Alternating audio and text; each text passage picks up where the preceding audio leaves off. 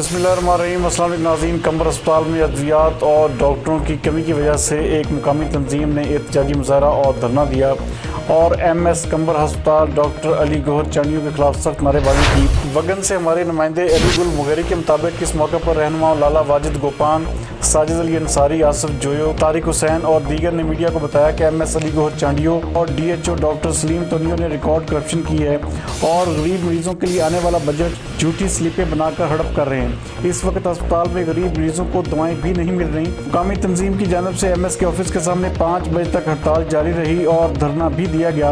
इसके बाद MS अली गौहर चांडियों ने 5 दिन की मोहलत मांगकर हड़ताल को खत्म करवा दिया। मजीद इस हवाले से देखते हैं ये रिपोर्ट।